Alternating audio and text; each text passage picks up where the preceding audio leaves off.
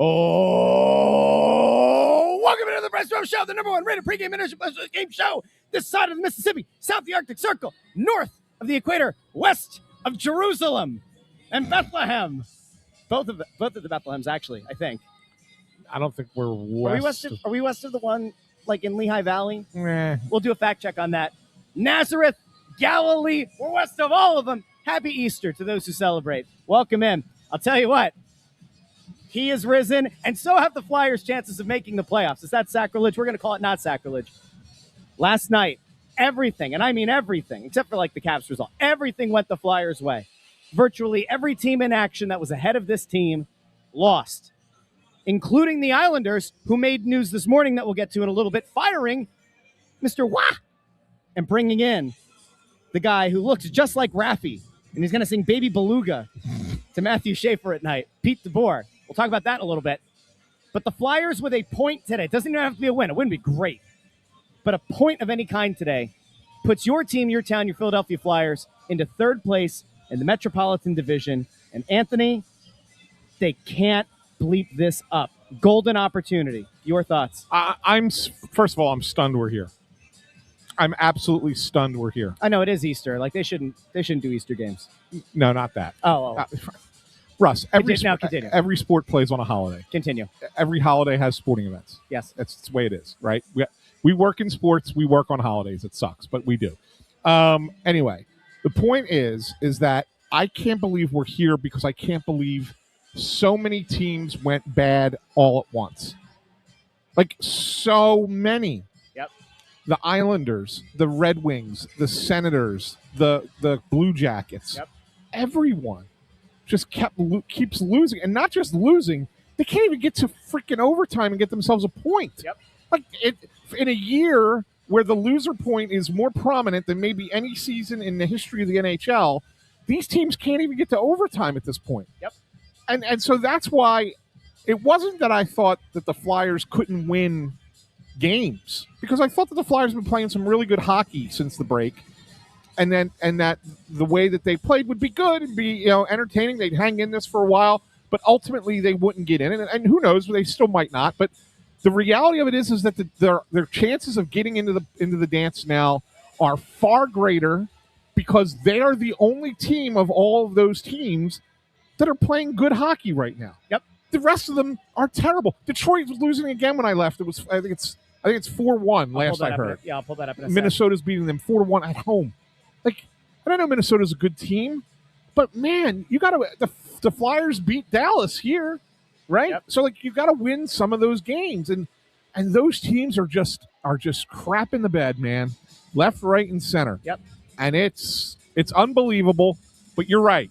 The path has been cleared. Yep. For the Philadelphia Flyers, and yes, 1 point of any kind today gets you into a playoff spot. 2 points would be better. But even if you get that, the thing that I need to caution everyone with 5 games to go, right, and 9 days left in the regular season after today, even if you get that point, now you're the hunted. That is true. Totally different pressure. And it is. And they were the hunted 2 years ago and collapsed, right? So you got to keep it up. Do you know what song was playing when I got in the parking lot? Under Pressure? Pressure pushing down on me. Yeah. So, I mean, yeah, there's a lot happening in this league, and it's fascinating to me. Yep.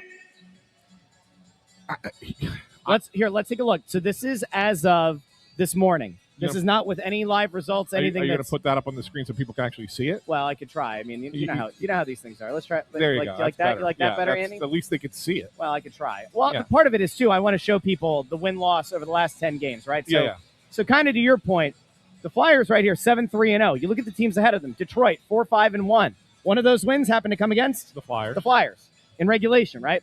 Ottawa 5-4-1 in their last 10. Boston 6-3-1. Although 2-game losing streak, including last night. You look at the Islanders, 3-7-0 in their last 10 games. Even the Penguins, who've been fine, they're 500, right? 5-4-1. The Flyers are really the only team right now kind of lighting the world on fire in a meaningful way. And that's even considering that they lost that game recently to Detroit. And so you look at this and you go, you kind of control your destiny right now. I mean, 76 games played, you've got 2 in hand over the Islanders. The Islanders, again, which we'll talk about here in a second, just fired their head coach with 4 games remaining in the regular season. You know, the Golden Knights said, hey, we're going to do a panic move here at the end of the regular season and hand over the reins to an experienced coach with like 8 games to go. How crazy is that? And the Islanders woke up this morning and said, here, hold my beer. Yeah. Maybe it's a little early. Hold my mimosa. So I was talking to somebody who works for another Eastern Conference team, not the Flyers, today, and they were stunned by the move that the Islanders made today, firing Patrick Waugh and bringing in Peter DeBoer. And the rationale was, because I brought up, Vegas did this with Torts, and he said the difference is Vegas has players that they feel like that they can win and go on a little bit of a run. They're in a bad division. They can get to the Final Four, and then you never know what happens once you get there.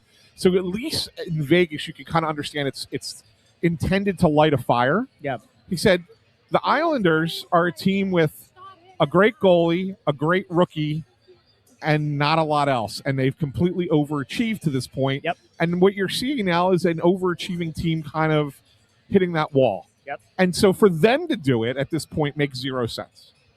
Right? And I agree with the guy. Like it's crazy what the Islanders are doing. But hey, that's good for the Flyers. Yep. It really is, because Pete DeBoer is a good coach. We know that, but there's no reason to believe that he can go into an overachieving team with 4 games to go in the season and after 1 practice just install something new that's going to work. Unless you're going for that Game 7.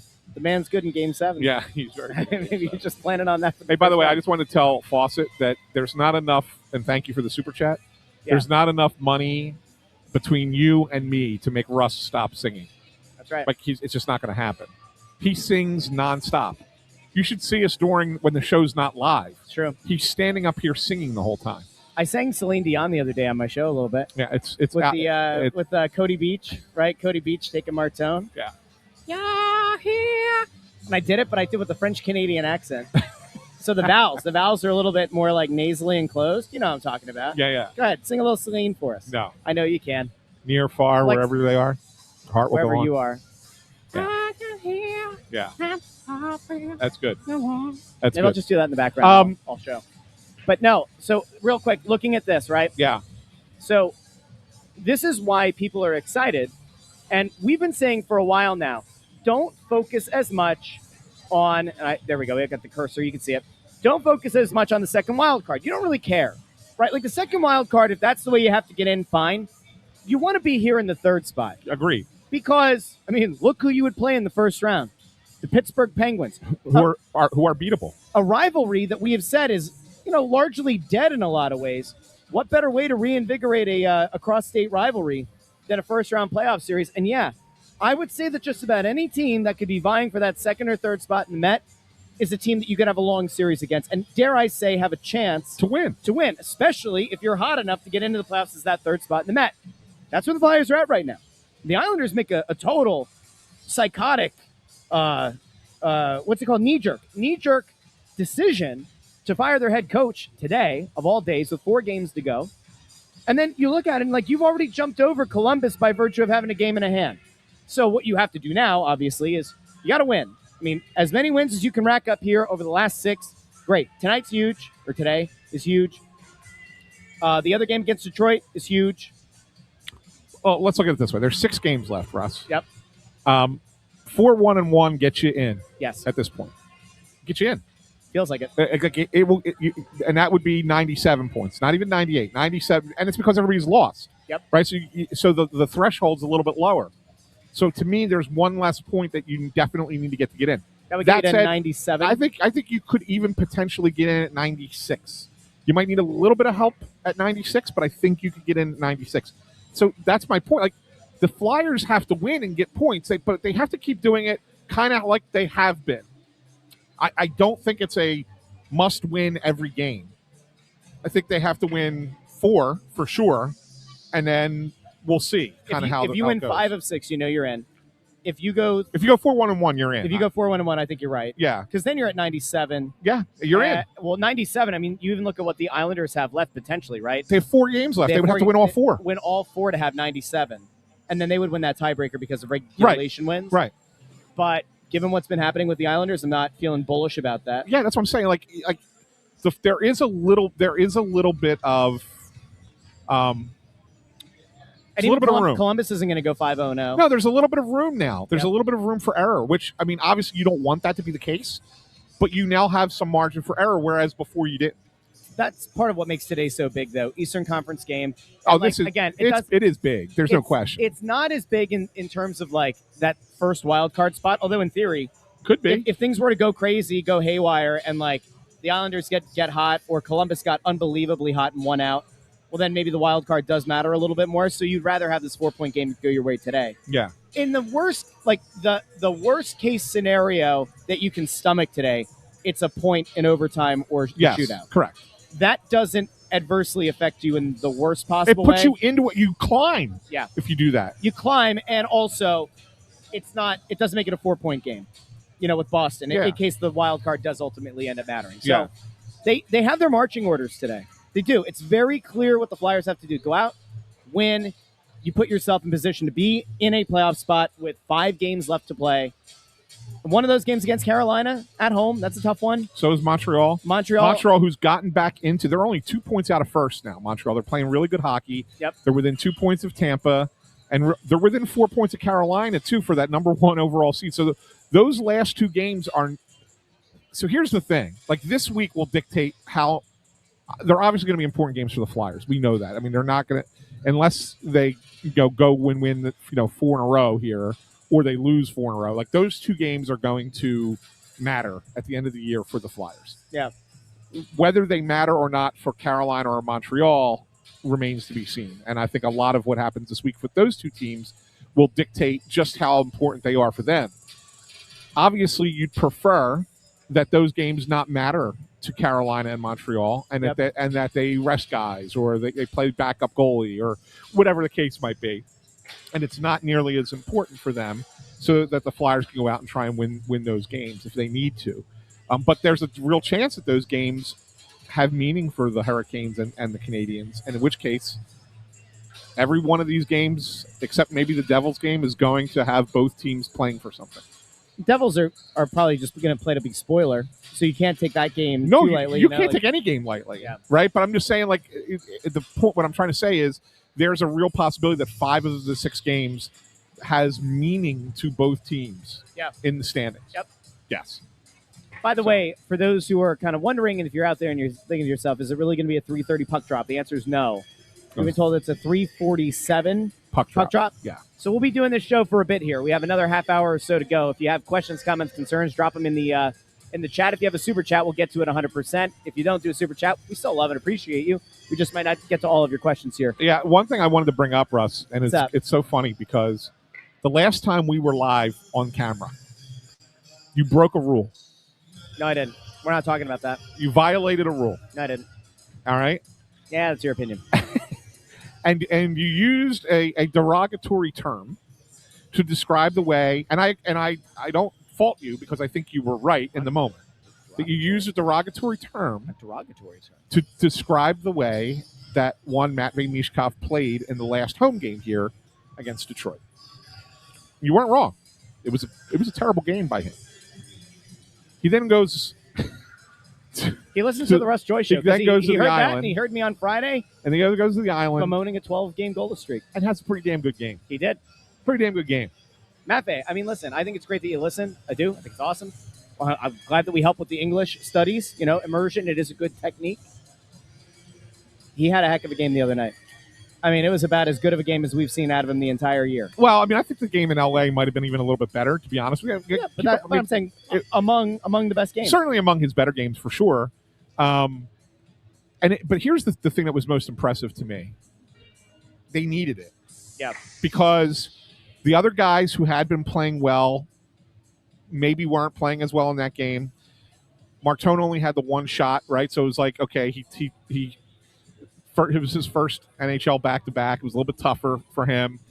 Forster, you could see, was, I mean, other than the great back check on the power play when the Islanders were going to have a shorthanded opportunity, he breaks up the play. That was a phenomenal play.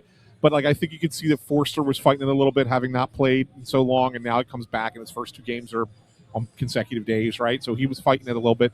Zegers gets banged up early, barely plays over the last 2 periods. Just guys that just didn't have it. Yeah. And you're like looking around the lineup like, okay, well, where's this going to come from? Where's this offense going to come from? And it was Michkov who picked it up in the second and third period, especially the second and third period. And I thought that, that was important, that they needed somebody to be that player, and he was that player. And that was the most impressive thing to me. Like the points, I look at the points specifically, and the first assist on Bump's goal, I mean, that's a fortunate assist. It's a fortunate play. It's a breakdown by the Islanders. Sorokin probably should make the save on that goal, whatever. So that point's like a bonus. Yep. The goal, everybody wants to talk about how, ingenious it was. To bank it off the goalie. Yeah, I mean, he look. tried it earlier, too, in the game. He did, and I think in that instance, if you asked him, I would think he would say he's trying to put it in front because there's a player in front, too. So I don't think he's thinking necessarily, I'm going to bank this in off the goalie. He's thinking throw it to the crease and something good could happen. Maybe. Right? And that's fine, and that's good, and that's the right play to make, and he made the right play. Again, don't want to turn it into like some incredibly skilled play, but it was a smart play, a very good play by him. The one that's the most impressive is the play that sets up Sanheim's goal. And what's most impressive about that is not necessarily the pass to Sanheim, which was a great pass, but it's the small area play that he has with Alex Bump, right? Like Bump gets in there and they do like a little give and go with each other along the wall to create just enough space. And when I mean just enough space, like inches of space for each other to make the play happen so that he can then catch Sanheim coming into the zone with that great cross-ice pass to set up that goal. That, to me, is where his creativity is at its best. Yep. It's that little play, more so than the pass. Everybody wants to talk about the pass to Sanheim, and don't get me wrong, I'm with you. That's a great pass to Sanheim. It's the small area play with him and Bump that is what makes that play go. That play does not happen. That pass to Sanheim does not happen without those little passes that creates enough space for him to make that pass. I'm trying something here that I've never seen before. So we have the ability to try to set a. I love when you play with toys and I've never tried them before. Well, it's new. This is like a new thing. It says type 1, 2, or 3 in the chat, and it'll give you a vote. So if you're on Twitter, if you're on Facebook, or if you're on YouTube, and you want to vote in the poll, if you send a 1, a 2, or a 3, it's supposed to do this. So I guess try that in the. So now we're just going to get a bunch of chats that are 1, 2, 3, and they're all. There we go. Look at that. It worked. Hey, but that is cross-platform. Look at that. Yeah. Come on now. That's not so bad. I like it. Don't pull the 1s and 2s up, intern. Yeah, I was just showing people we're doing it. Oh, okay. Yeah, but no. So what I think is the one thing I don't like about this, Russ. Yeah. Is it allows you to influence a vote. So by us putting the poll up and people can see where the poll's at. Oh, well, no, you can see it anyway. If you're on YouTube and you vote, you can see it in real time. Oh, really? Yeah. You can see it without. I thought maybe it came up after your vote was populated. Oh, after it's populated. Yeah, but that's my point. Well, no, I don't know. That might not be true. That's what I'm saying. Like I know on Twitter, when you do a poll on Twitter, you can't see what the results of the poll are until after you vote. Got it. Right? So Yeah. I don't know if YouTube's the same way. If it is, then that's what I'm saying. Peter, to answer your question, the poll is just here on the stream. It's not actually living on YouTube or anywhere. You just put in the comments on whatever platform you're watching on a 1, 2, or 3. 1 for Martone, 2 for Bump, 3 for other. 1 Michkov. Sorry, 1 for Michkov, 2 for Bump, 3 for other. Yeah. And it'll tabulate your vote. Yeah. This is interesting. Look at us. New toys. Come on now. Hold me closer. Yeah. Do you do Tony Danza as the thing there? Hold me close now. Tony Danza? Yeah, instead of Tiny Dancer. It's like that British comedian. I forget what the guy's name is, who has all the misheard song lyrics. Oh, the misheard song lyrics are good. That's a very funny bit that he does. They are good. Yeah, it's a very funny bit that he does. Yeah. Yeah. All right, well, somebody has put the poll over Shull Anthony and watch Michkov numbers go down because a bunch of Comcast bots defend Tocchet. All right, here, let's move it real quick. Here we go. Put it over Shull Anthony. Oh, look at that. No anti-Michkov agenda here. No. So there you go. All right. And remember, I'm going to stop the poll and see what happens. I don't actually know what happens. I'm not the one. Oh, you can resume the poll if you want to bring it up later. This is exciting, Russ. This is exciting. I'm excited. Remember that I'm not the one. I'm sure that was Tony Louis who made that comment. Remember, I'm not the one who criticized Mishkov after the game the other night. That was Shilljoy over here. It was. You know what's funny? There was a guy on YouTube. It was on my channel.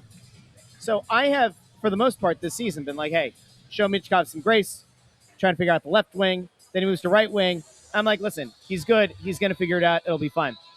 The first time all year that I call out a critical note here that, like, it's been 12 games without a goal and he's got to be better. He goes out and he puts together a good game.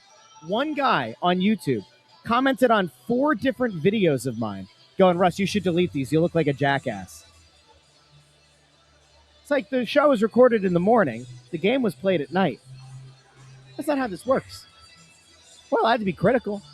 Yeah. I think 12 games without a goal is a perfectly acceptable time frame to be like, hey, Matt Bay, time to put the biscuit in the basket.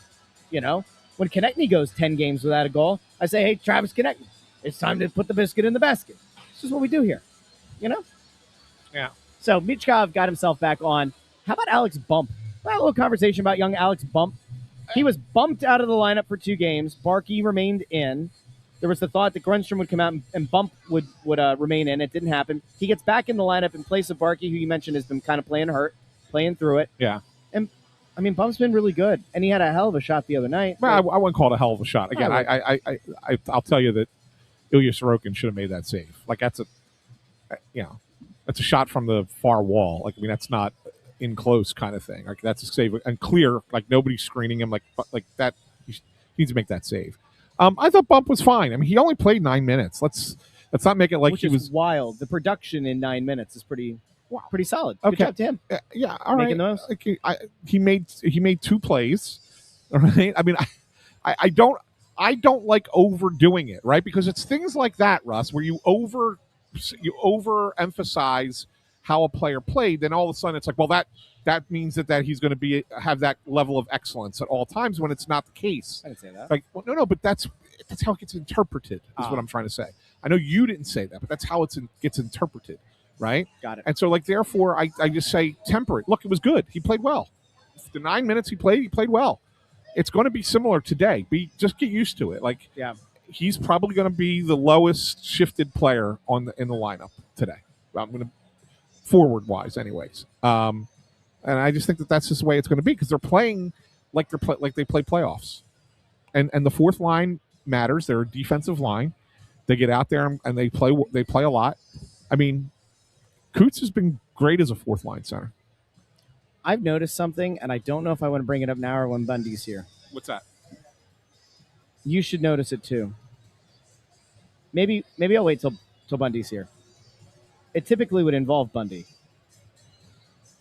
I'll let you know on the side. But there is something that's very interesting that's going on in this building right now. Anyway, we'll come back to it. Okay. So, but speaking of, Bump is in the lineup again tonight, obviously. Oh, Detroit just tied it. Did they really? Yeah. Did they really? It was 4-1. Allegedly. Hold on. I think it's 4. I thought it was 4-3. This is why we can't have nice things.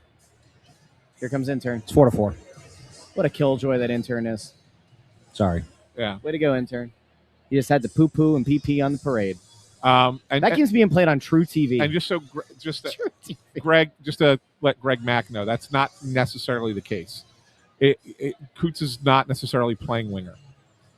It's kind of a hybrid kind of situation where if the draw's on the right side, Glendenning's taking the draw. If the draw's on the left side, Coots is taking the draw, and then based on where they are on the ice at a particular time will determine who's the first guy in and who's F1, F2. They're kind of whiffed on the shot, playing it by ear, as the game goes on. So it's not that he's specifically playing wing. So anyway, there's a good question there. No. And if the Flyers make the playoffs, do you think it changes their thought process moving into the offseason? No. Their thought process is going to be the same in going into the offseason. And it was going to be the same whether they made the playoffs or didn't make the playoffs. And your version of events there is what? What was their plan going to be, and what does it still remain? What do you mean? What is it going? What do you think that their plan was going to be going into the offseason? They're going to try and add players to this roster and make it better. Yep. Like, that's going to happen. That's what they're going to do. you think there would be an impact trade? Yeah. I mean, it's either that or you're going after an RFA. One or the other. I mean, so yeah, I mean, yes, I think so. And we talked about this, right? Like if you're going after an RFA, you say, oh, geez, do I want to give up 4 first-round picks? Well, yeah, but you could trade Risto and get a first-round pick, and then you already have Toronto's first-round pick, and so even though you're giving up 4, you still have 2. Yeah. Right? So that Toronto pick is going to be better than your pick would have been in whatever draft, right? Probably. Like, regardless of when it conveys. Probably. Yeah, probably. So. Because it's over for Toronto. Yeah. And Austin Matthews. So, yeah, so like that's the thing. I mean, it's so we'll see. We'll see what happens. I wonder, so this is actually where I think maybe it does change it a little bit. Not the desperation to make that kind of a move, but what's the shaking of the head? I don't understand the infatuation with fans with Robert Thomas. Robert Thomas isn't coming here. Like I don't understand the infatuation with this guy. It's because he would be the best center on this team, but he's not. There's a lot of guys who would be. There's a lot of guys who would be the best center on this team. He's not a 1C. But come on, man! Like he's not that guy. He just isn't. I don't get the infatuation. He's a good player, really good player, and would be a 1C on this team because there's nobody better, right? But if you're ultimately trying to win a Stanley Cup, is that the guy you want to be your 1C? Really? No, but I mean, so play this one out, though, man. If you were to make an offer sheet for a Carlson or a Fantilli, I see people saying Bedard. Chicago will move heaven and earth to clear the space to match.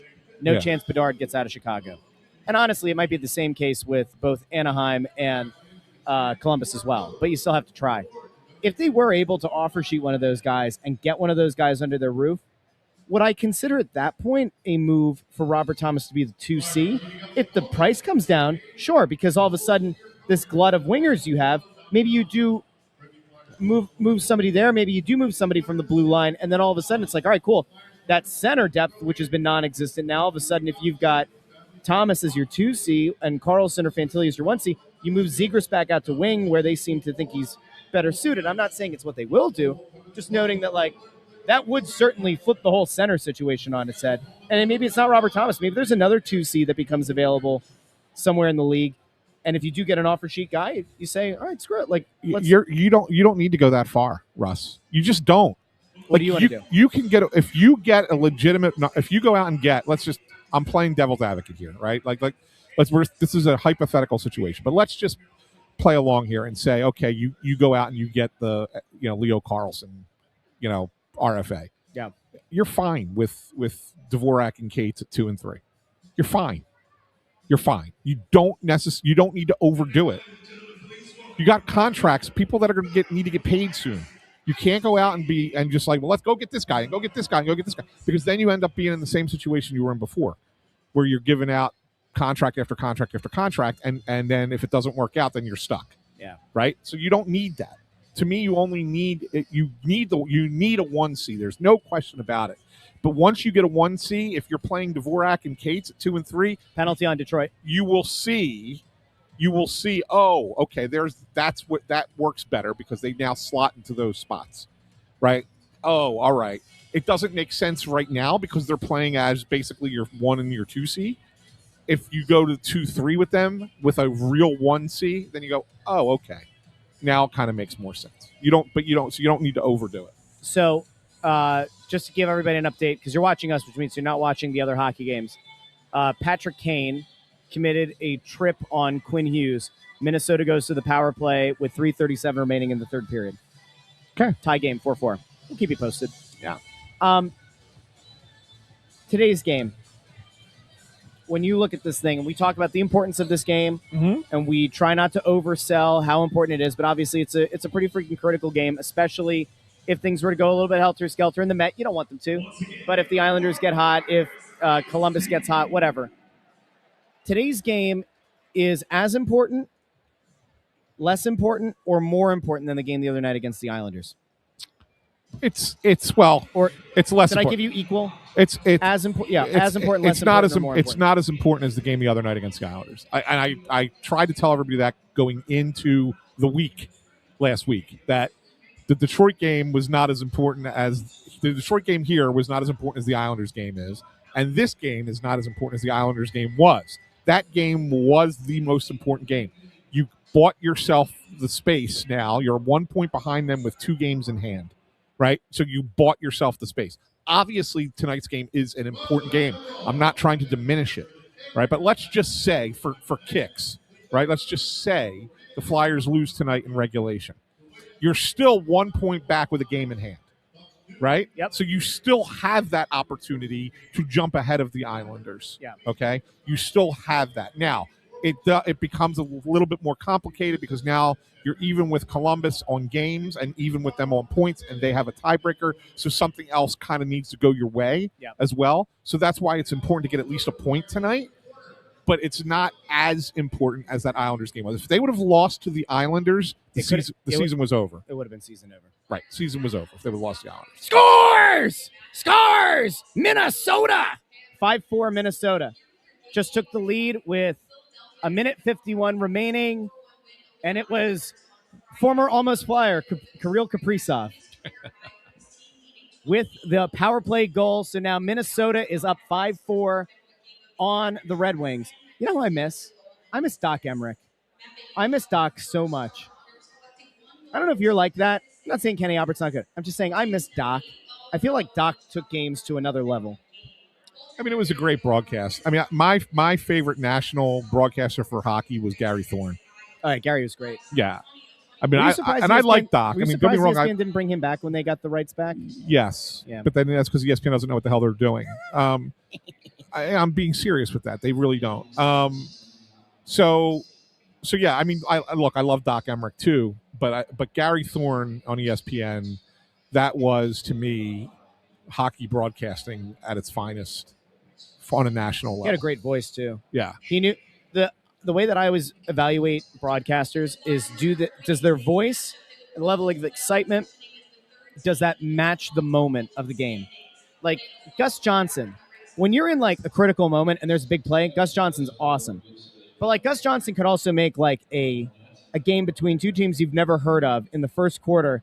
There's a big catch made, and it sounds like, it just won the Super Bowl, right? Like there's not quite that level of nuance. You know who I think the best announcer is right now, though? Do you have like a power ranking of best announcers in sports? In sports in general? In sports. National broadcasters. Your top few. I'll give you a couple. I'll give you a minute to think. I've got Kevin Harlan. Love Kevin Harlan. I've got Mike Tirico. I like Mike Tirico. I wouldn't put him number 2. Really? He's good, but I wouldn't put him number 2. I think about the versatility of Tirico. I love the versatility of Tirico. Tirico could just as easily call an NFL game as he could an NBA and also like anchor the Olympics. Okay, but I'll give you a perfect example. Who else does that, and that's local? Tom McCarthy. Yeah, and I think he does baseball and football. His football and basketball. Tom McCarthy does basketball? College basketball. Oh, college. You're right, yeah. And in all honesty, I think his best thing is football. Really? And I think he's a good baseball announcer, but I think he's really good at football. He's got a good football voice. Really good at football, and he's excellent. He did that game. What was the game that wasn't it Baltimore? The back and forth. No, the college basketball game where the shot at the buzzer. They hit 3 straight shots in the final 10 seconds. They alternated, and I forgot which game was in the tournament. That wasn't UConn. No, that was. No, it was early. It was early. Might actually have. I forgot which game it was. Was it the Kentucky Santa Clara game? No. I can't remember. That was whatever game was in Orlando. He was there because he was. We were in spring training, and he went over to Orlando. I forgot which one it was. Anyway. Let me see. So I've got Harlan. I've got Tirico. Who else would you throw in there from the national broadcasters? Like you can't look at baseball and feel the same way. Like I know people didn't always like Joe Buck. But I thought Joe Buck was actually an okay baseball announcer sometimes. I really like Joe Buck. John Miller and Joe Morgan together doing Sunday Night Baseball. That was great. I don't think you've ever reached anything that gets to that same level on like the national stage. They haven't been able to replicate anything close to that. No. I think Joe Davis is on his way. I think he'll get there. He's good. I think he'll get there. Iron Eagle, that's a good call by Sean. Yeah. Very talented. Very good. Oh, okay. That almost looked like it went in. Red Wings are empty net. 47 seconds remaining. Oh, we just had an overskate by a Wild player. Hey, same old. What? You don't have to sit here. What happened? You can go somewhere else. What's the problem? What, the first 30 minutes of hockey talk we did wasn't enough, and so we spent 5 minutes or less talking about announcers. That's too much? Yeah. Okay. Well, Yeah. good to know. You guys like John Forsland? It's okay. Yeah. It's fine. It's my Carolina bias coming through again. I thought he was great. Yeah. Him and Trip Tracy were a good duo. They were a good duo. 10 seconds left. 9, 8. So I'm in a delay, too, so we'll see. 4, like that's it. 3, 2, 1. Wild win. Minnesota comes back with 2.5 minutes left. Minnesota picks up the win. They tear the hearts out of the Red Wings. Ladies and gentlemen, I mean, again, hey, those teams. Another regulation loss by one of the teams in the mix. Unbelievable. That's got to feel especially bad for Detroit, too. They're done. They're toast. But I'm saying they have to feel even worse now because they worked their asses off to get that goal, and they probably felt like they were going to force overtime, and now that's it. Are those a shirt giveaway today, the Hawaiian shirts, or are those from another game? I don't think that's a giveaway. You want to bet? Maybe it has Xfinity on the back. I don't like that. No offense to the lovely people at Xfinity. I don't think anybody's getting a custom Hawaiian Flyer shirt and putting Xfinity across the nameplate area. So I'm not sure, but I'm guessing. All right, so the Wild now, 77 games played, 88 points, means that the best they can do is 98 points if they win out. There's nothing to make you think they're going to win out. No. So now Detroit has found themselves in a bad spot. I don't know actually who jumps who there between Detroit and Columbus. I don't know who has the tie. Detroit still does. They have more regulation wins. So they're still above Columbus. But now the Flyers move ahead of Detroit. Because of the game in hand. Yep. Unbelievable. I'm serious. It's unreal. It's unreal, Russ. Listen, we're not going to sit here and act like the Flyers haven't had moments late in seasons where they haven't puked all over themselves. So I get it, and I understand that this could go terribly today, but I'm not saying it feels like they're a team of destiny getting into the playoffs, not to win the Stanley Cup, but everything's kind of breaking their way in a lot of ways with all of the teams around them. Who else is on the docket today? Columbus hosts Carolina. Okay. The Senators are playing at 5. And I just looked this up a second ago. And I Penguins are beating the Panthers. No. Columbus, Carolina was yesterday. Carolina's in Ottawa. Ottawa, that's what it is. Senators, Carolina. And then Columbus and the Islanders don't play today. The Capitals are in the Garden tonight. Against the Rangers. Well, Rangers looked good yesterday. I mean, they still stink, but yeah. They do, but you never know. Devils are at Canadiens. So really, I guess the Senators game is the one that you kind of keep an eye on. That's a 5 o'clock puck drop. Okay. And the faster Carolina clinches everything they need to clinch, the better for the Flyers. Yes. Because without question, as long as that game doesn't matter to Carolina next week, that's what you want. Yep. Right. So keep rooting for Carolina to win up until next Tuesday. Ladies and gentlemen, you wanted hockey talk. You're going to get hockey talk. Bundy is here. He looks like an absolute stud. Bundy, Minnesota just came back 5-4 to win in regulation. So they all keep losing around the Flyers. Hey, have you ever seen anything like this, Bundy? I know one thing. The hockey gods are wearing Flyers jerseys. Right now, right? I mean, everybody's – and they're not only – as I said to Russ earlier. They've been doing it all week. It wasn't just yesterday. They've been doing it all week. All week, and they're all losing in regulation. Yes, they're not even getting loser points. There's been no overtimes or anything. It's incredible. That's what's the most flabbergasting thing to me. Yeah. These teams all year long have played for the loser point. Yeah. And now they can't even get the loser point. Can't even get to the overtime. Yeah. Yeah. Crazy stuff, man. So, Bundy, we'll get to picks here in a second. I don't know if you have your keys kind of at the ready or not. We can get to predictions first and then get to Bundy's keys. I got them. You got them? Yeah, go ahead. All right, 3 keys tonight. Number 1, win 1 game. The Flyers' mission is a simple one. Win 1 hockey game and find yourself sitting in a playoff spot. It's as simple as that. The Flyers must execute the same way they did against the Islanders on Friday night to have success today. Number 2, the first period. When taking a lead to the end of the first intermission, the Flyers have a 17-1-3 record. Trailing after the opening 20 minutes, Philadelphia is 8-17-5. Boston is 19-3-5 when leading at the end of 1.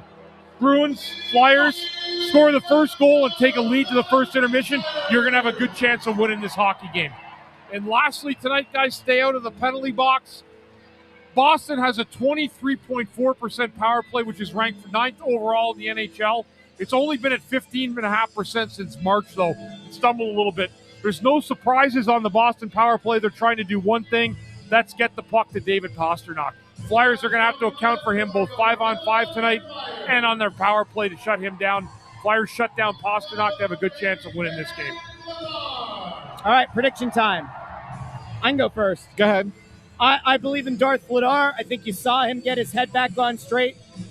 And I think he's going to ride a nice game today. There might be a little bit of kielbasa jumping around in the bellies of the Boston Bruins today. I'm going to take the Fly guys, 3-1. I'm gonna go a little bit bigger than that. I like the Flyers a lot today. I think this is a higher scoring game. Korpisalo's in net for Boston. He's not been great this year, and I think that the Flyers will get an empty netter at the end and pull this one out 5-2. Wow. 5-2 over Bundy. the Bruins tonight. Yeah, I think this is going to be a little higher scoring game, too. I'm actually just going to follow along with Anthony, but I'm going to go 5-3 Flyers. Okay. Intern? Al Davis, just win, baby. 4-3 Flyers. There you go. Now, Bundy, I mentioned that I noticed something today, and you're part of it. So we're going to talk about that in the first intermission. Okay. We will be back. First intermission, second intermission, and postgame. This better be good, Russ. Oh, it's going to be so good. It's the fact that it hasn't come up yet is remarkable to me. So we'll be back during the intermissions and postgame. Like the video, share the video, subscribe, ring the bell to get notified whenever we go live with an episode of Snow the Goalie and the Press Row Show. Bundy's already gone. He's so excited. And we are too. We'll talk to each and every one of you in the first intermission here on the Press Row Show.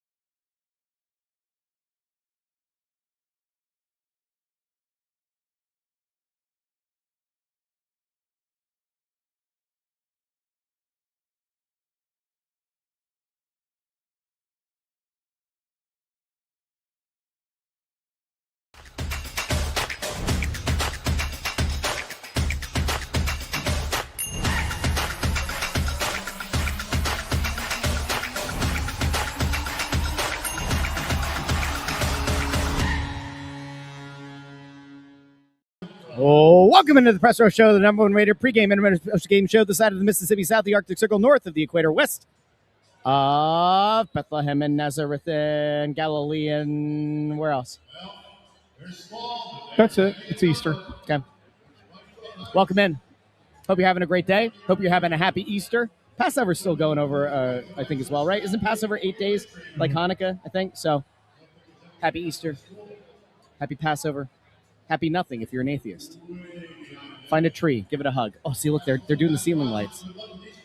Should we talk about that on the air? No? Maybe? No. Okay. There you go. Then we won't.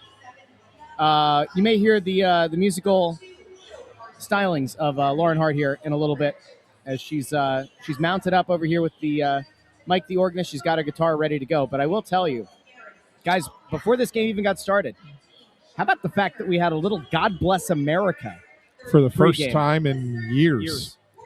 Yeah, apparently. No yeah, Kate Smith. Yeah, no Kate Smith. But apparently that planning was kept kind of secret. But it started, from what I'm told, the text messages and phone calls started when the Flyers were up 3-0 against the Islanders the other night. Oh, okay. That was when the discussion started.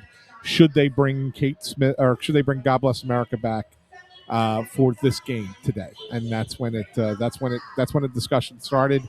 And they decided to do it, and they did it. Cool Flyers tradition, I guess. I don't think that the younger fan kind of embraces it quite like the older fan does, right? But yeah, I had no problem with it. I'm going to put a poll up over on the Snow the Goalie YouTube channel. So if you're over on the Snow the Goalie YouTube channel, by all means, feel free to weigh in with your thoughts.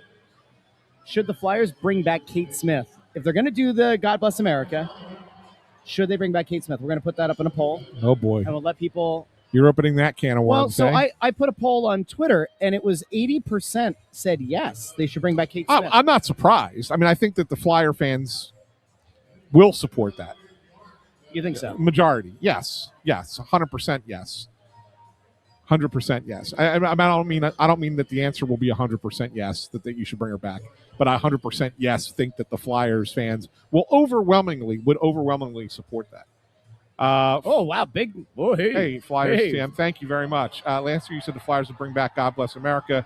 Are there any talks of the Flyers considering bringing back Kate Smith for the duet?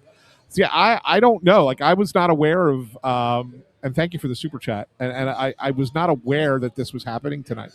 I was told last year that there was discussion that they would potentially bring it out at some point. My guess is that the plan would be to bring it out when games started mattering a lot more again. And by that I mean, big games for leading into the playoffs and big playoff games.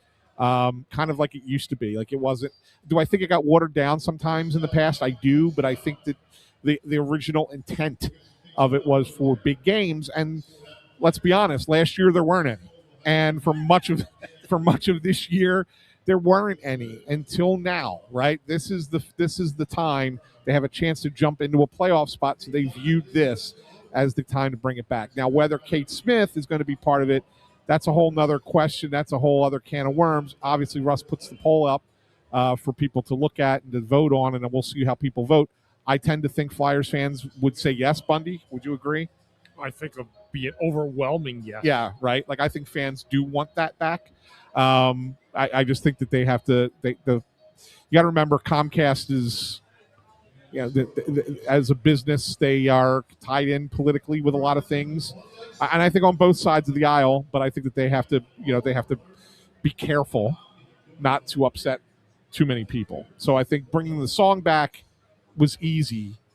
Bringing Kate Smith back might be a little bit harder from that perspective. That's how I view it. So the Twitter poll right now is at 85% say yes. Yeah. The YouTube poll is currently at 86% yes. I'm not surprised. I think that enough time has kind of passed. Now, if it comes back, I'm sure that somebody will light themselves on fire, and they'll tell all 15 of their followers on Blue Sky how they feel. But I think there'll be an op-ed in the Inquirer, and probably at the New York Times or something. You know what? Who cares? I know. That's what I'm saying. Who cares what they write? I think that at this point, there's been enough time. There's been enough context around Kate Smith as well. I wouldn't be surprised. Yeah. But we'll see. We'll see. We'll see. Anyway, what I happens. thought it was nice. I always enjoy God Bless America at the game. So Yeah. It was Cool. good. It was a pleasant surprise. Yep. So All right, so let's get into the game itself. yeah, 1-0 Flyers after one period of play. They're out shooting the Bruins 6-3. I thought, Bundy, it was a pretty solid period by the boys. I thought the Flyers had a great first period. They got the ever-important lead after one, where they've had great numbers when they have a lead after one. Boston does not. And I thought that defensively they did a really good job again of clogging up the middle and keeping things to the perimeter that whole period. Yeah. I thought they were masterful again. I thought, maybe didn't have the intensity that the Islander game did on Friday night for some reason, but they have a 1-0 lead and they played a great first period. But I'll say the reason and you tell me if I'm wrong on this, Bundy, but I think that when you say it doesn't have the intensity, and I agree with you that it doesn't match the intensity from the Islander game. That game was the season for them, right? Like if they lost that game, they were in a lot of trouble. They were pretty much done. This game doesn't have that urgency because they won that game against the Islanders. Right. It's still I don't want to diminish the importance of this game, but it's not necessarily do or die. Right? Because if you could lose this game in overtime and still vault into a playoff spot. You could, yeah. How do they jump the Islanders though? Because they have the game in hand. They would still have a game in hand. Game in hand. So it would be right. based on points percentage. Right, okay. Right? So, which, by the way, I was getting into an argument with a guy last night. I'm shocked by that. Who was insisting that the Flyers were already in a playoff spot. Insisting because of the points percentage thing. I'm like, no, hockey is determined by points. And right now the Islanders have more points. Well, that's not how they do it in baseball, basketball, and the NFL. News for you, pal. I know, but this is how they do it in hockey. And he was still insisting that he was right and I was wrong. But anyway. Point being, I'm sure that went over well with you. Yeah, I eventually gave up. I was just like, you can't be this dense. You're just, I think you got to just be doing this to try and troll me, and I'm out. See ya. You hit him with a Mr. Wonderful. I'm out. Yeah. Good for you. Yeah, I'm out. So anyway, how about the goal? Porter Martone made the whole play happen from his own zone with a beautiful little touch pass right to Dvorak, who skated up the ice, went short side on Korpisalo. But I'll tell you what, and Bill Meltzer said it on a tweet, but I've been thinking the same thing.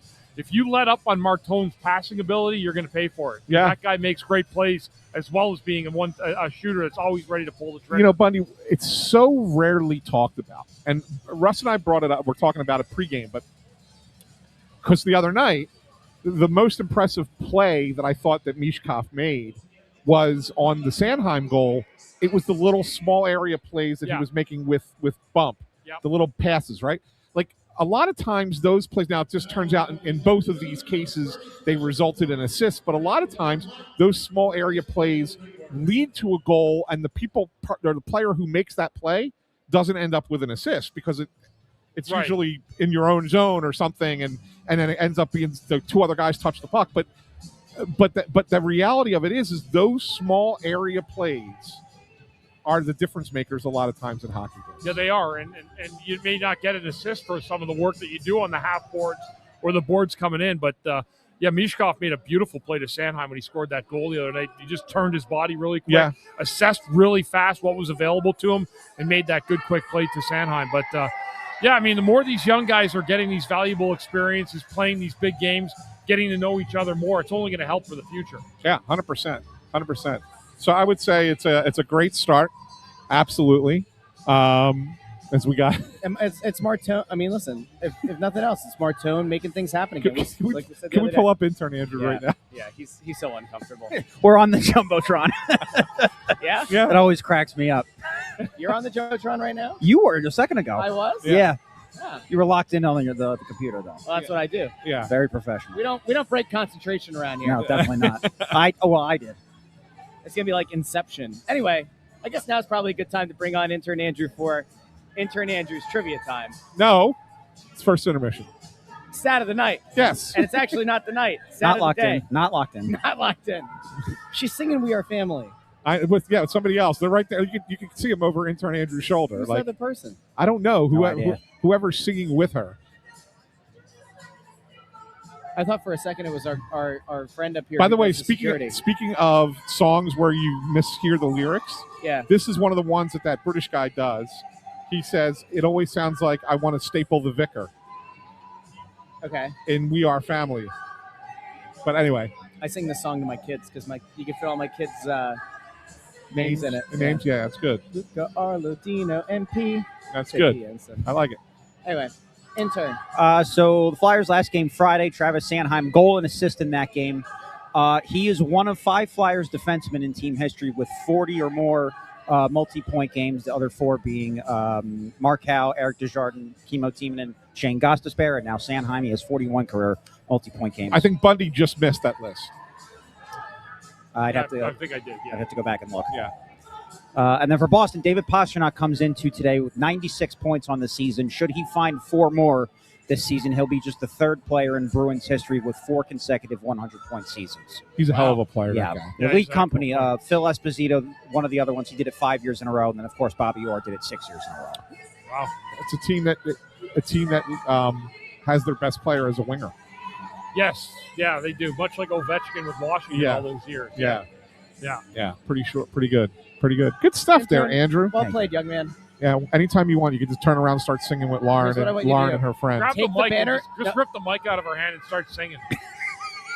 I don't know the words to the song other than "We Are Family." That's all it is at this That's all point. it is anyway. Intern, take the banner and go stand behind them. Hold up the Snow the Goalie banner in the background. Just do a I'll give little you dance. $10. A little dance. I'll Just give a you little $10. dance behind. I have a $10 bill. I hope they're done soon. $10. Here, intern, go hold the banner. Jeez, like right behind me. Yeah. This is crazy. You want me to rip? I'll rip it off. Like confirmation. $10 right here to intern Andrew to hold the banner up behind them while they're singing. So his loyalty can't be bought for $10. How much does his loyalty cost? How long is this song? As long as they want it, man. There can't be that many verses. This is honestly like Maury just won't say if you're the father or not. Right? They're coming over here. Now they're coming over here. Oh, they're coming. They're over your left go. shoulder now. There you go. Oh, now they're there you go. Now they're over intern's shoulder. Yeah, you know what? Let's go to the rare solo cam for intern. There you go. There you go. Oh, that was funny as hell. What an intermission. That was funny as hell. What a something. Thank you, That's intern. the longest song. That was longer than Freebird. I don't think they're done, though, because I think Lauren's getting another guitar here. Oh, She's going to do another song. Thank goodness. You can't just stop at For one. some reason, when I see that guitar, all I think of is WWE wrestling. You think about Jeff Jarrett?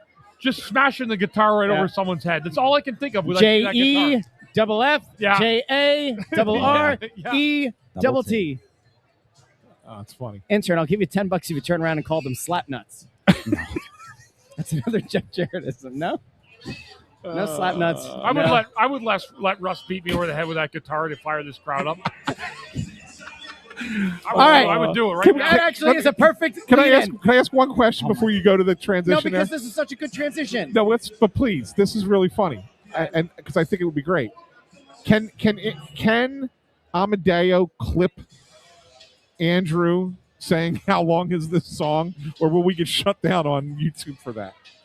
I think we should be fine. You should be okay. Yeah, we should be fine. Amadeo, clip that. All right, so Bundy just said that he'd be fine with me hitting him over the head. Just beating me with which that leads thing. me to the news. I can't believe no one has noticed, unless it came up at some point, and I wasn't here for it. Look at him. His haircut. He got his haircut. He got his haircut. Yeah. It looks good. Looks good. Thank you. It looks really good. I didn't do all the way, though. Which leads I just had to get it was in my face. Flyers make the playoffs. He gets his head shaved. Yeah. That's it. We're doing it. Yeah. Bundy will shave Would it we if the Flyers shave make it? the playoffs. Would we shave it on the final night against the Canadiens, or would we wait until game one? Well, to shave they it? might need that game to get in. If they're in by that point, we do it that night. That's actually worth noting, too. So we were looking at the schedule for the remaining games of the regular season. The Flyers' final game is on April 14th.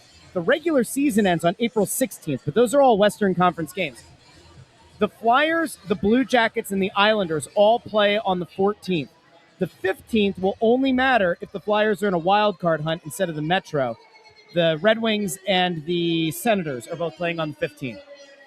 So that's just like a little bit of newsworthy, noteworthy. You want them to get the third spot in the Met. So hopefully, fingers crossed, they're locked in by the 14th When that game is over, we know they're locked into a playoff spot there. There's no worse feeling, I have to imagine, Bundy, than being a team that could make the playoffs, but you're sitting idle, right? Like if the Flyers get done their final game on the 14th, and then they got to watch the Red Wings and the Senators take the ice on the 15th with their playoff, hopes on the line. Yeah. That's got to be that's got to suck. Yeah, that stinks. Yeah. Your teams didn't have to worry about that because you carried those guys to playoff berths early. We had good teams, and we only worried about who we were going to play, and we were the ones scoreboard watching to see who we'd end up playing in the first round of the playoffs. Those were good times. Yeah, it's. Do you think they're going to turn off that extra light now? No, I know. That's going to stay on the whole time. They're going to forget. That's going to be on the whole time. Well, it's better than them taking our light. It's better than them taking ours. That is correct. At least they asked nicely. They did. It was nice. Second period, I think that the Flyers need to just continue what they did there that first period, Bundy. They did a great job defensively. I love the way they're playing like that. They're closing off the middle, forcing Boston to have to play on the perimeter, and they haven't been able to bring any pucks to the middle of the ice. So I love what the Flyers did that first period. They really feeling good about their game where they're at right now, and it feels like it's going to be hard for Boston to score a goal here if the Flyers continue to play like that. Hey, real quick check-in on the poll. Still up over on the Snow the Goalie YouTube channel. 86% of respondents say, yes, the Flyers should bring back Kate Smith for the God Bless America duet. And that's been going the entire period or intermission here. So we're going to close out the poll, but just thought it was interesting. Absolutely is. All right, so, Bundy, obviously it's critical that they score next. You want to take a 2-0 lead. Yeah, they got a power play coming up here to start the second period, so they'll get a clean sheet of ice. Usually doesn't make a difference, believe it or not. You always think you're going to have to come out with a power play at the end of a period, but it never usually makes a big difference. But you do get a clean sheet of ice to execute on. We'll see how it goes. Yeah, by the way, that we didn't even get to talk about that. We should have. Neglect on our part because we got off the rails as we always do.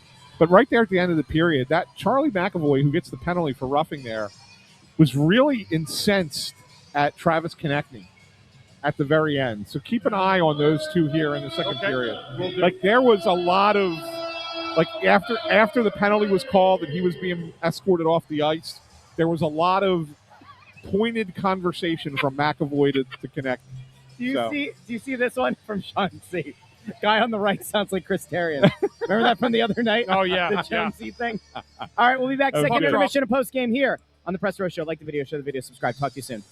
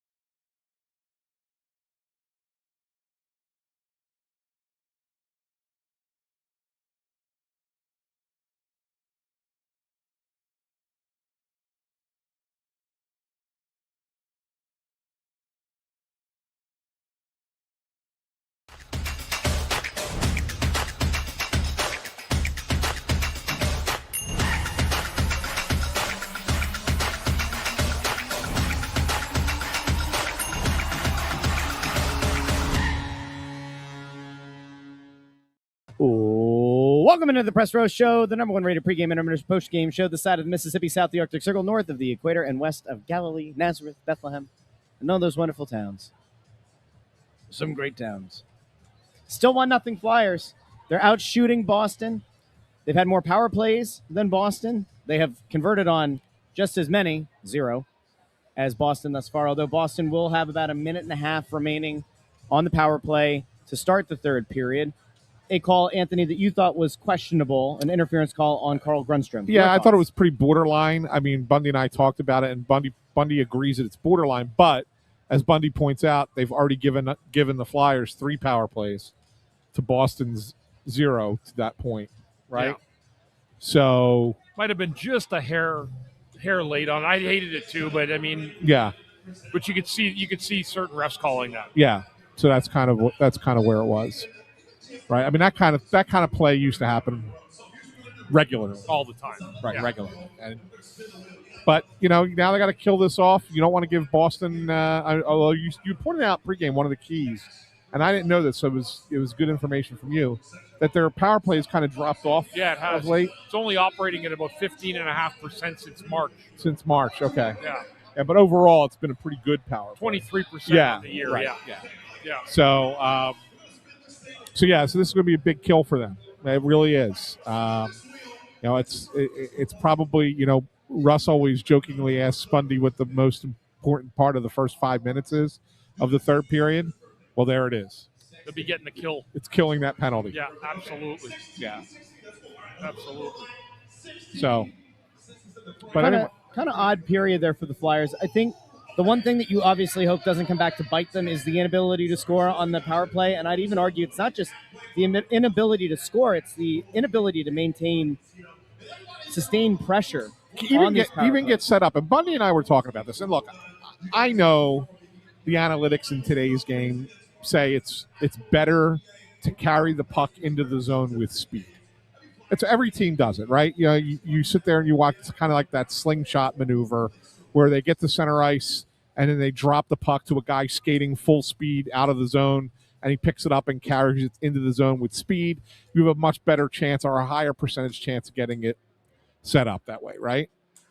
Flyers always seem to struggle with that, though. And so it makes me wonder if there would, and now I'm not saying you do this every time, but maybe every once in a while just give up on that, Bundy, and just dump it in and go get it. Power plays before, that's all they were. Was a dump, Right. and then you'd go outwork the other team for puck possession. Right.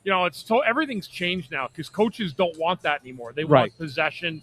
They want you to enter the zone under control with the puck and then seam out from there. Like when you get in the zone, where are you going to find guys on the half boards or wherever they may be? So that's the difference in it before. Instead of hammering it and then sending 2 guys to the puck on that one defenseman, that to me is your bread and butter. But coaches and players don't want to do it anymore either. Yeah, I get it, and I understand that. But I'm just saying, like, if you can't do what the thing is that you're trying to do, then maybe try something different. Yeah.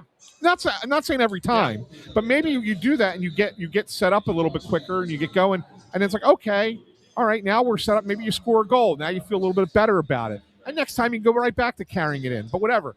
If you keep the defense guessing as to what you're going to do, it might help. I don't know. I'm grasping at straws, trying to find some solution for the worst power play in hockey. It's putrid.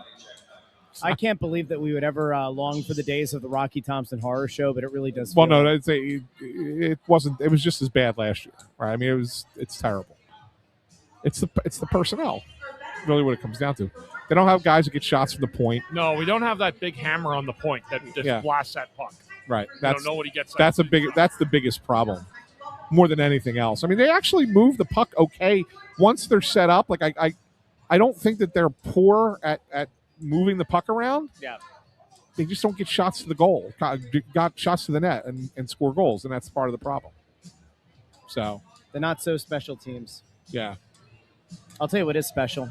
What's that? Special to us, special to the people who watch, special to this program.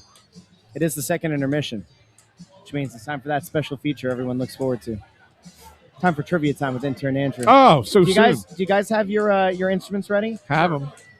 I'm wondering though, do we do the tune of the Easter parade? Remember the Easter parade? No. Easter bonnet. I don't know that song, Russ. Anthony was around for it. It was in black and white. You really don't know that? Wow. No, yes, no. How about Peter Cottontail? You know Peter Cottontail? I know that song. Yeah. Here comes intern Cottontail. No, okay. Here we go. Didn't you dress up as a bunny one year? Did I? Yeah. No. That's a missed opportunity. Do you have a pink bunny suit at home? I do not. I'm sorry. How about for the playoffs, if they make it? No, we're shaving his head. That's the thing. Shave his head and put him in a pink bunny costume. Why stop at one? Put a hat on a hat. There you go. All right, here we go. Tune up the instruments, gents. Here we go. 1, 2, skiddly diddly doo. Ching, ching, ching, ching, ching, ching, ching, ching, ching, ching, ching, ching, ching. Thank you. All right, so how about this? Haven't done it in a little while. A little Bundy trivia here. Oh, Bundy trivia. I like Bundy trivia. So you, Bundy, played on Easter Sunday 3 times in your career. Okay. All 3 of them were the first, second, and third year of your career. After that, you never played on Easter Sunday ever Really? again. Yeah. Wow.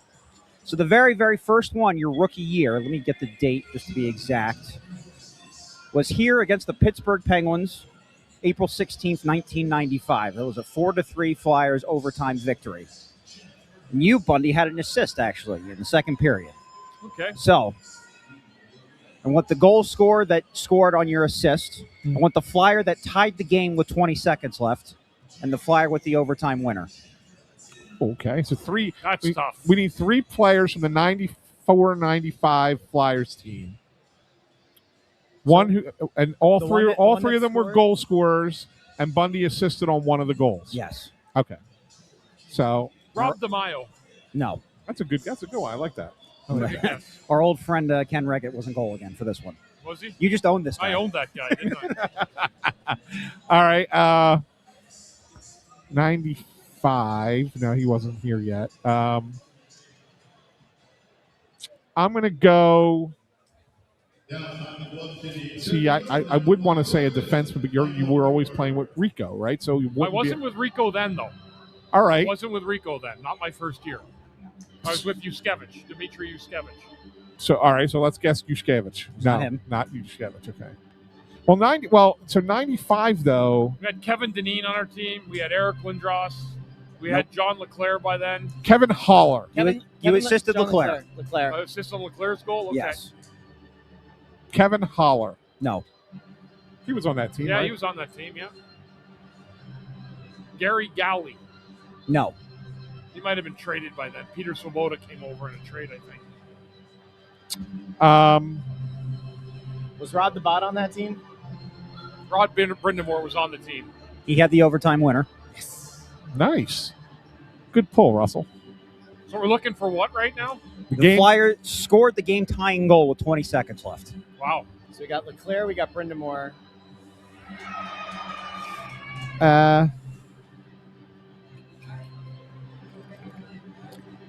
Carl Dykhouse. No. Was it a defenseman? No. It was a forward. It was a forward. All right. Brent Fedek. No. I think you've named the entire roster except for the last guy. This wasn't a Hall of Famer, was it? Not a hockey Hall of Famer. What other kind of Hall of Famer is that? I don't know if he do the Flyers have a Hall of Fame? Yes. Yeah. He was a good player. Michael Renberg. That is correct. There it is. Very good. So you don't remember that game, I guess? Bundy? I don't remember that game. No, that's going back 31 years. Do you think that guy I would don't remember that one in particular. No. I think that guy would take $10 for the bunny ears to put him on intern for the rest of the night. Who? That guy with the wife and kids going by. They had 3 sets of bunny ears, $10. You think that gets it done? As long as it's not on a kid's head. Yeah, you give the $10 to that kid. Think about what you could do, $10. Imagine if that little kid invested $10 in the stock market right now. Russ, you go out there and you offer $10 to a kid for their bunny ears. Just to put on intern's head for the rest of the game. If you get the bunny ears for $10, I'll be impressed. Will you reimburse me the $10? No. Then I'm not doing it. All right, intern. Hey, great trivia. Good trivia today. Well done. Yeah, well done. He's got a haircut. feeling fresh today. You know what? Can I ask you what my middle school teacher once asked me? Is that a haircut or a hairdo? Because it is a stylistically different look for you. No, not that stylistic. You were like overgrown and shaggy before, and now you got shape to it, Yeah. some texture. Yeah. They use, About that. they use the texture They use shears some on there. they use some product in there. No, I never put any products Do in they my do hair. the texture shears? You know what the texture shears are? No. It's the ones that look like a comb in there. Oh, no. It takes a little bit of heaviness out of the hair. No? Just some news from around the league. The Senators have taken a 2-1 lead on the Hurricanes in Come the first on. period. And only good news. Good vibes in the building. Power play goal from Dylan Cousins, and then Tim Stützle scored for them as well. He's a heck of a player, that Stützle. Yeah, he is. He is. Really good player. Really good player. So What yeah, time did that game start? 5 o'clock, I believe. Yeah, it was 5 Man, o'clock. that's a quick turnaround for Carolina because they had to go from Carolina back up to Ottawa, and they played at 7 last night. Yeah. Yeah, Ottawa had an afternoon game at home yesterday. Yeah. Just under 7 left in the first there. And as we noted earlier, Caps play tonight against the Rangers at Madison Square Garden. Montreal plays host to the Devils. Both of those games with a 7 o'clock start. Yeah, I don't think that Montreal game really matters. I mean, the Caps game, Caps matter more if the Flyers lose today. Yeah. If the Flyers lose today, you got to watch out for Washington. Flyers win today. I don't know if Washington's got enough runway left. It would take a lot. Yeah. It would pretty Yeah, much it would take take a win out scenario for them. Yeah. Caps still have to play the Penguins twice. What? So the Yeah. Caps still have to play the Penguins twice. Yeah. Could be Ovi's last home game. Could be against the Penguins. Do you really think this is it? Who for has him? to play the Penguins twice? Washington. Cap. Washington? Okay. Do you really think this is Ovechkin's last year? It could be. I think so. Yeah, it's funny he didn't do a tour, though. You know, like I a know. goodbye tour. You know? I know. But I'm not sure that he's. I don't know. That I'm not sure where that team.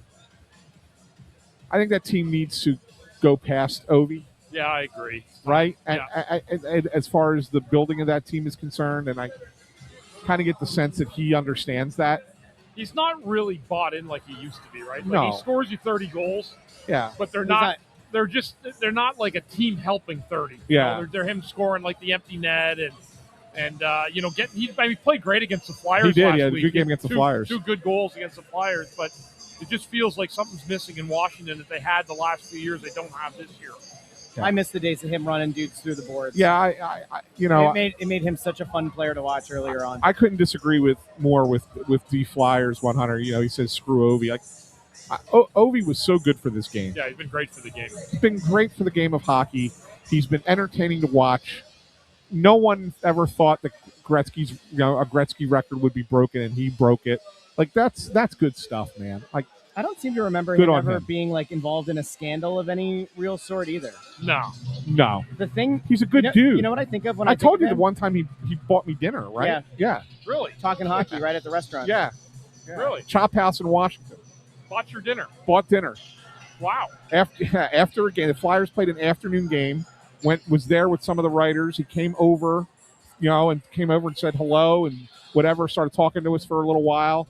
We had a nice conversation, and then at the end of the night, at the end of the dinner, the waiter comes over and says, "This whole meal is on Ovi." Wow. How nice. He is bought that? dinner for the media. Wow, that's nice. Yeah, good guy, really good guy. The thing that always stood out to me, do you remember when he took the girl, I think she had Down syndrome, to Yeah. prom?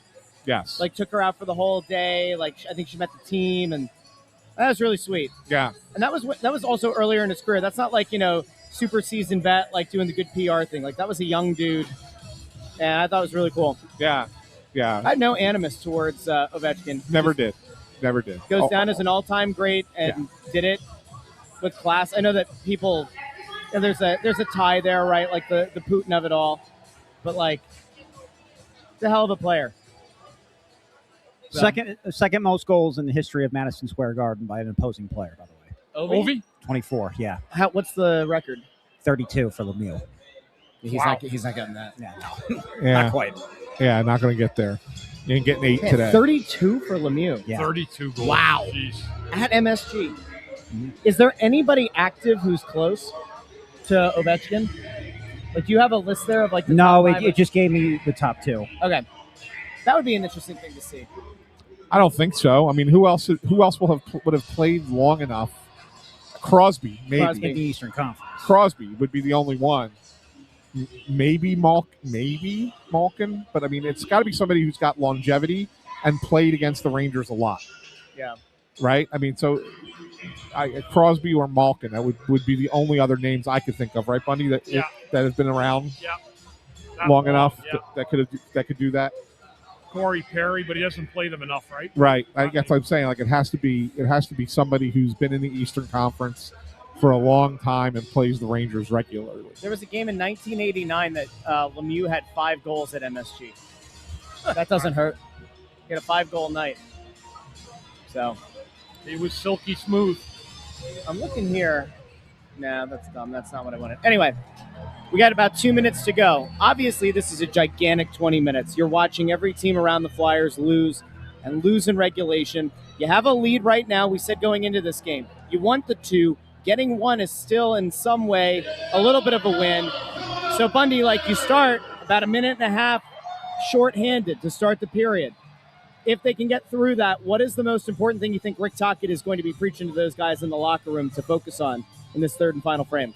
Well, don't turn pucks over. That'll be the first thing. Like, make sure if you're making a play, don't put it in the middle of the ice unless you're 100% sure. And keep establishing that forecheck and work in the offensive zone.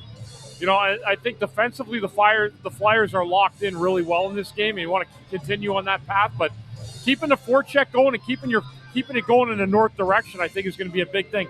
You only got 1 goal. You're going to need to get another one, I believe, in this game. And that's the thing, too, is you don't want to fall into that trap of sitting back, right? Sitting back too defensively, and then you get caught off guard, and then all of a sudden it's a tie game. Right. You don't want to sit back and just kind of like play hang-on hockey. You're going to pay for that if you do that. The Flyers have to continue to try to execute offensively while still playing really, really good, sound defense. All right, we will be back post-game. Hopefully it's following a Flyers win in regulation. That would be fantastic. But we will be here no matter what happens, and whenever it is over, we will be here for post-game. Do us a favor, like the video, share the video, subscribe. We'll talk to all of you post-game here on the Press Row Show.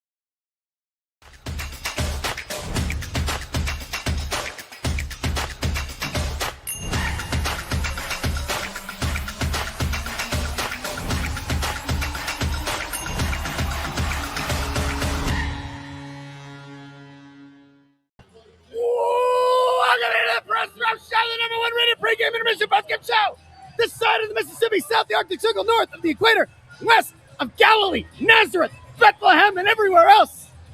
He is risen, and so is Porter Martone. That goal total goes to 1. Porter Martone, the prince who was promised, scores the overtime winner. They don't ask how, they ask how many. And the Flyers get it done in overtime. Don't look now, but look now. The Flyers, third place in the Metropolitan Division. They control their destiny, gentlemen. Huge win. Unbelievable win. I mean, they really hung in there. They did a lot. I thought they had a great third period. Boston scored right away, but didn't seem to faze the Flyers at all. They kept playing their game, pushed through to the end. Boston took absolutely 2 penalties in overtime that gave the Flyers a 5-on-3 opportunity, and Zegras setting it up, finds Martone in front, gets a redirection or a quick shot and a rebound, finds home, and that's the end of the ball game. 2-1 Flyers. Sit now in third in the Metro. What an exciting day this is. And not only that, Bundy, how about for Porter Martone? You know, you always remember your first goal. Yes. But to have your first goal be the overtime game winner in a game that puts you into a playoff position in April. Yep. Like that's unbelievable. That's storybook, right? It is. I mean, it is. That's pretty incredible. I love this from Fawcett. That's a Wayne Train goal right there. Yes, it is. Yes, it was. And it's funny because as soon as they went 5-on-3, I turned to Russ and I said, they're bringing Martone out for this 5-on-3.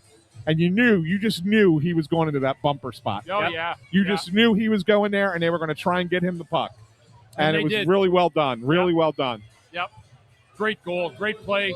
Great setup on a power play that was not good again tonight, during the regulation time. But, it took them to get a 5-on-3, get that opportunity in OT, and they capitalized, and they made Boston pay for it in overtime. It was a great goal. Martone set up shop there. I don't know how much time actually ticked off of that power play, but he spent every second in that exact spot. Fires the first puck. Let's be honest. Like it starts with, and look, I know that they had a full a minute 53 2-man advantage. So even if this doesn't happen, they could still have time to come back. But Christian Dvorak winning that face-off is huge. Yes, it was. Huge. It's a huge draw, huge win. Yep. Right? And then Konecny tips it back to the point. Now you're set up. Yep. Okay? So, that draw gets you started. That gets you to where you need to go. And then really nice play, as Bundy said, by, Zegras to set it up and get it there. Have the patience to find the lane to get it to Martone in that spot. And there you go. Here's a good one, Bundy. Super chat from Washboy154. Thank you, Washboy.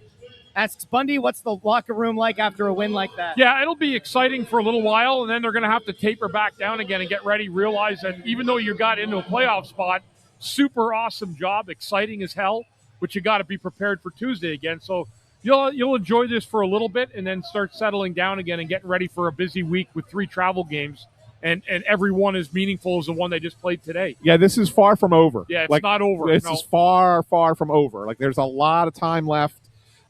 They are now, and as I said to Russ before the game, it kind of shifts a little bit, Bundy, because they've been chasing for 5 weeks now, and they finally caught everybody. Yep. Miracle of miracles, but they have. All right. Yep.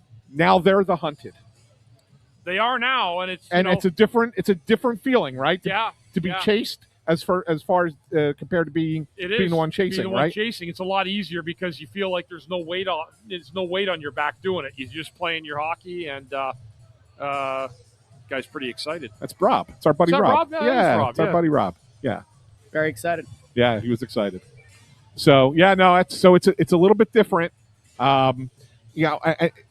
It's good for this was a big win in this vein too. You pretty much. The one team that's been going well that's in this chase with you is Washington. Yes. Right? This kind of puts a little bit of a distance with them. Yeah, it does. It makes it a little bit harder for that team to keep going to catch you. Not to say that Washington could still potentially get into the wild card. That's a possibility. Yeah. But I think now there's a 4-point difference between the Flyers and the Capitals at this point. I mean, if you think back to 2-3 weeks ago, it looked like the wild card wasn't going to be an option. Look at this. Like it looked like that wasn't going to be there. You're going to have to, get the Metro. This all looked like it wasn't going to be an option. Nothing did. But I mean, it looked like it was like if you had, if we're going to do this, we're going to have to make it this way. Now there's multiple options, multiple lanes open, even for a team like Washington right now if they can continue winning. Yes. If I may be so annoying, I want to show the most updated standings. Please do. And God said, let there be light. And there was light. Boom. Flyers, third place in the Metropolitan Division. We'll zoom. We'll do a little zoom for the fine folks at home. Flyers now sitting on 90 points. And to your point, Washington down there with 87. So 3 points. They are level on games played. They are level on overall wins. Obviously, the Flyers have 9 fewer regulation wins, which feels kind of insane, but 90 points for the Flyers. 90. It's kind of remarkable. I mean, as good as well as the Flyers have played, and they've played better than even I thought that they would. Right? Mm-hmm. I looked at it back. I don't know, 6 weeks, 5 weeks ago, 6 weeks ago, whatever it was. And I said, even if they play as well as they've played, like the odds of them getting there are so incredibly long because they need so many teams to fail. Which is where I told you to just believe, Anthony. And it's been a perfect storm. Yeah, you told me. I told you just got to buy in. You were the one believing. You just got to buy in. Yeah, you were.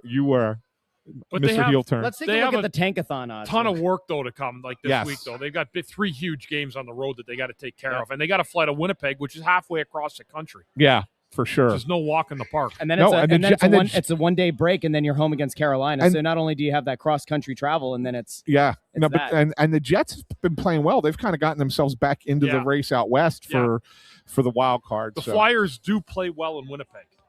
Yeah, I do remember that from the past. So that gives them a little bit there. Yeah, we need the stamp, Russ. Oh, you're right. Yeah. Who's getting the shill stamp? You. Why am I getting it?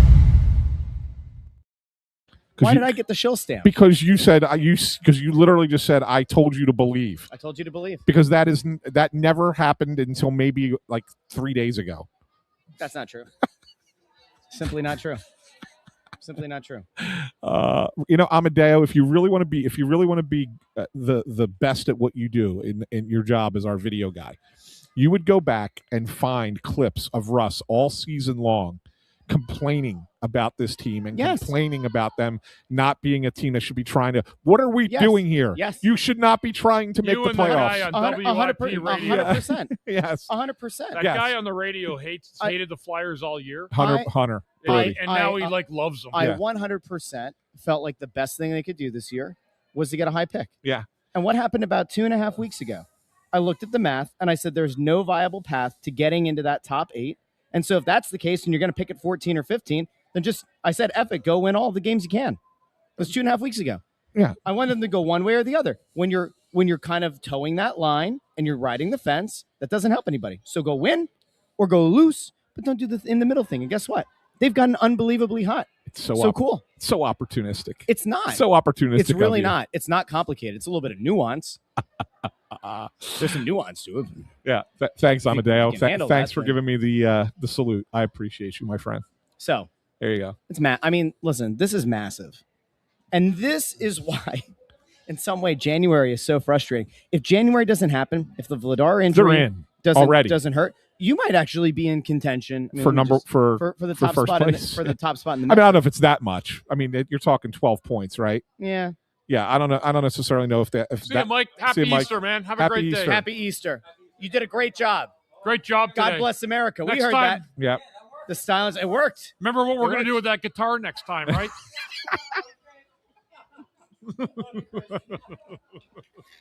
JEFF JARRET.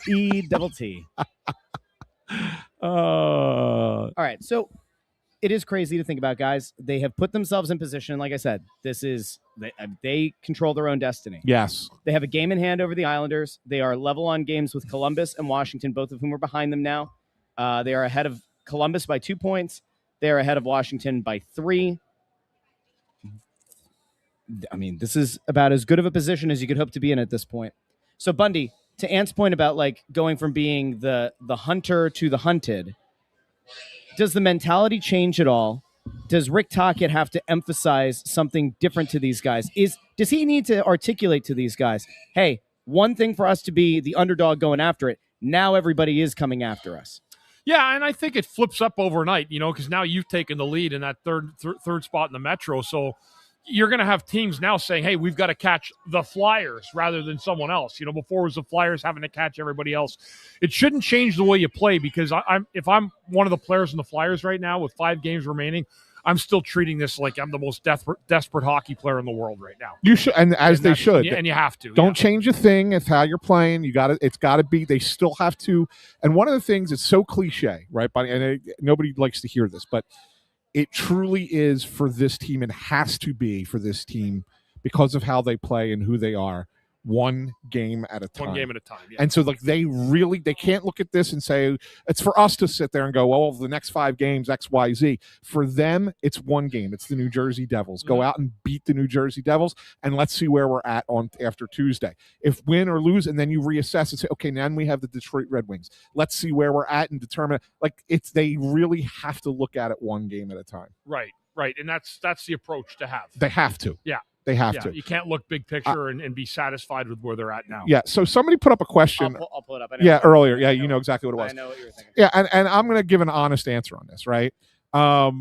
So someone asked, should we be considering Rick Tocchet for a potential Coach of the Year candidate? First and foremost, they're not in the playoffs yet. Nobody's going to win Coach of the Year for coming close. Okay, so that's first and foremost, before you even have that conversation, right? They have to get in. That starts there. Secondarily, just getting into the playoffs is usually not enough for a guy to win Coach of the Year. Well, ask yourself this: are there 3 coaches in the league right now that you think are ahead of Rick Tocchet already this year in terms of what they've done? Probably. Yeah, probably. Yeah. Right? Yeah. Yeah. And so my point, but do I think there will be some people now, this is not Coach of the Year is not a hockey writers vote, so we do not vote for Coach of the Year. Lindy Ruff kind of has to get it just based on how Buffalo's play. For sure he would be ahead. Him or Dan Muse in Pittsburgh? Yeah, he's had a great year too. The Penguins were a lot of people thought the Penguins were a last place team, and they're going to make the playoffs too. So first and foremost, they would have to get in.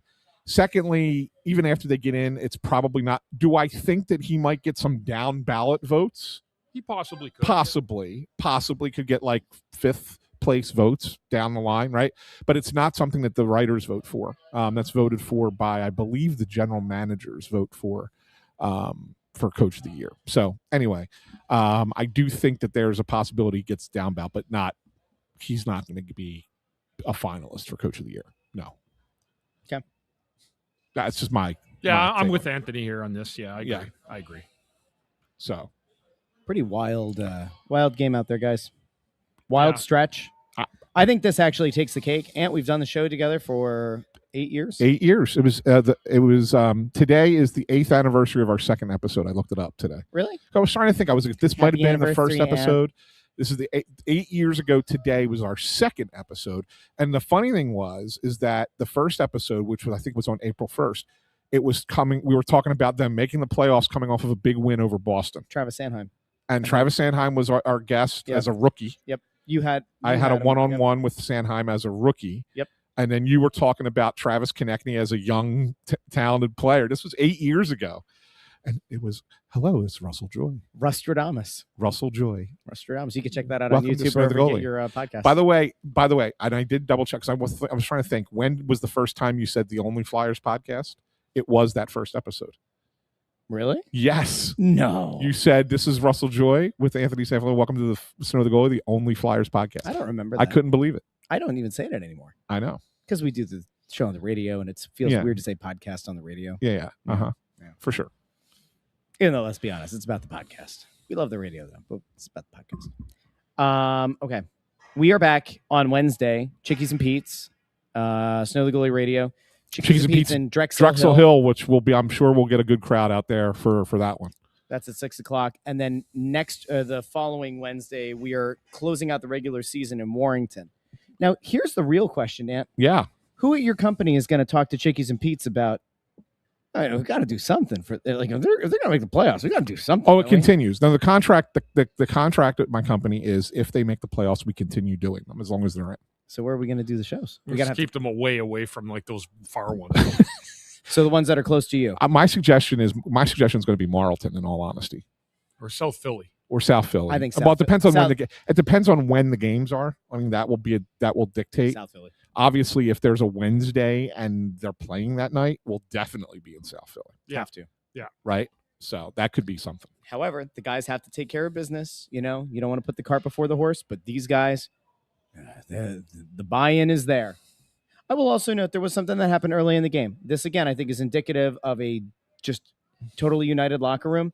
There was a moment in this game where Konechny went not really headhunting, but Konechny was involved in a little fracas. And on the other side of the goal, Martone was getting targeted by a Boston player. And Konechny disengaged from whoever he was like initially in there with to go defend Martone. Yep. And it feels like that's happening a lot more. Like the opposition is trying to mess with the rookie. And you're seeing the vets step up for him. And Bundy, I got to imagine that right now this is about as together of a unit as you could possibly have at this point in the year. Yeah, they're playing like it. They're defensively. Like that's usually how you get a good sign of where your team's at, of how well they're playing defensively. And this team has really played well of late. So like that gives me hope. Even in a first round playoff series against Pittsburgh, if they can make it and keep playing like this, like we just saw today, hey, anything can happen. You have a chance of winning a round. That's the big thing too. Yeah. You get that third spot in the Metro. Yeah. And as of right now, you'd play the Penguins. Right. And that's not like, would you have ever imagined beginning of the year that the Flyers and Penguins could be a first round matchup? I didn't. And it also doesn't feel like No. an incredibly lopsided one. It's amazing what a difference bringing Forster back, adding Martone to the lineup. It's amazing what a difference those guys have made. They're having an impact. It doesn't show up on the score sheet every night with a goal being scored, but I think it's fundamentally changed the outlook for this team. It's made them a significantly deeper and more dangerous team at any given time. So hats off to those guys. Intern Andrew, you have anything else you want to say here on Easter Sunday? Yeah, I told my friend that I would shout him out. So shout out to Johnny. He texted me before the overtime had even started and called it and said Martone was going to score. How about that? So if you can give me the lottery tickets for the lottery numbers for tomorrow, that'd be great. There you go. Here's a real question. Tony Escargot got Biz, sent him to cannoli. Yeah. Biz acknowledged it. Good on Biz. Biz, who likes to troll the Flyers fans, has been calling Mishkov Michgod. Yeah. Does that mean that Rick Tocchet likes Michkov now? 610-632. All right. Gents, anything else? Nope. Okay. Happy Easter, everybody. Yeah. Happy Easter, everyone. Enjoy the rest of your day. It's a good day for everyone. And Great day. we'll see you guys on Wednesday. Drexel Hill. Come on out to Drexel Hill. It'll be a fun one on Wednesday. Can promise you that. Especially if the Flyers come off of a win on Tuesday. If they beat the Devils Tuesday, Then you're really rocking. and you're rocking it, right? Like that place could be something on Wednesday night. So definitely come out and see us in Drexel Hill. Tuesday at Devils, Thursday at Red Wings, Saturday at Jets before they come home for the final two games Yeah. of the regular season. Now's the time to buckle in. If you have friends out there who've given up on the Flyers, get that spot on the bandwagon ready, right? Mm-hmm. Clear out of space. Might be some cobwebs there. Guys, playoffs possible. Possible. Could happen. The last time the Flyers made the playoffs, you know what happened, Bundy? No. Ant almost died. Yeah, I remember. So let's hope they COVID, don't. right? Yeah. Let's hope that doesn't. That was after the playoffs. That playoff was in August. I almost died in January. COVID almost took our Anthony. Yeah. our sweet baby boy. our sweet baby dumpling. If Bobby Brink can't be here to be the sweet baby dumpling, why can't it be Ant? Bobby Brink's been a healthy scratch for Minnesota the last two games. It's a bummer. Yeah. Yeah. It's crazy, yeah. All right. We will be back on Wednesday. Chickies and Pete's, Drexel Hill. Do us a favor, you haven't done so already, because we went over 2,000 people, by the way, on the stream today. Yeah, I know. I saw across that. all platforms. Over 2,000. That's fantastic. So like the video, share the video, subscribe, ring the bell to get notified whenever we go live with an episode. And don't forget, these shows are always in the podcast feed, Apple Podcasts, Spotify, Pandora, Amazon Music. You can also find clips on TikTok, Instagram, Facebook, and YouTube. Give them a like. So for Bundy, for Ant, for Intern, I'm Russ. Thanks for joining the Press Row Show. Talk to all of you Wednesday night at Chickies and Pete's, Drexel Hill.